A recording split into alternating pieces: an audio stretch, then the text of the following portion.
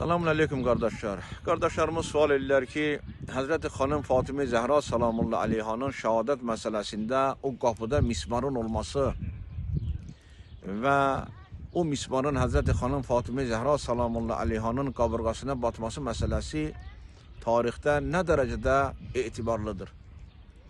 Mukaddime kimi arz edeyim ki Hazreti Hanım Fatıma Zehra Salamullahi Aleyha'nın muhalifler tarafından şehadete getirilmesi tarihte meşhurdur. Bunu hiç kim inkar edebilmez.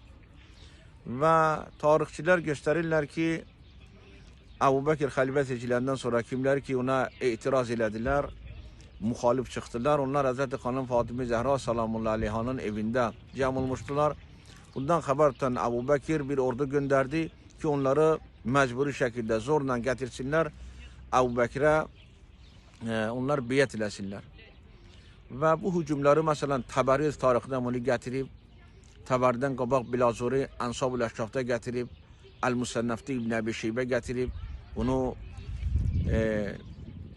Şəhristani Milal-i Nihal'da getirip, İbn Qutubi Deynevari El-İmamati ve Siyasa'da getirip ve bu hücumlar olup. Ama mismar meselesine geldiğinde bu mismar meselesini ilk defa Hicri Qəməri tarihinden 505. yılda vefat eləmiş Muğatal İbni Atiye özünün Mu'temer-i Ulema-i Bağdad kitabına getirmiştir. Yani 5 asır mismardan haber yoktur. 5 asırdan sonra bunu Muğatal İbni Atiye öz kitabında getirir. Buna xatir bu haber mursaldir. Bunun bir itibarı yoktur. Ama bunu da arz eləyək ki, muasir muhakkikler, muasir alimler, o cümleden Seyyid Cafer Murtaza Amuli ve Hasan Ansari Qummi ve başka kitabşünaslar, alimler, muhakkikler, bu sahada zahmet çekenler deyirlər ki, ümumiyyətlə bu Mu'temer-i Ulema-i Bağdad kitabı ki var, bu Muğatal İbni Atiye'nin değil, bu sahvar ona nisbət verilib. Bu başka adamındır. Mesela bu kitap təqribən 100 yıl bundan qabaq yazılıb, ya deyək ki 150 yıl bundan qabaq yazılıb.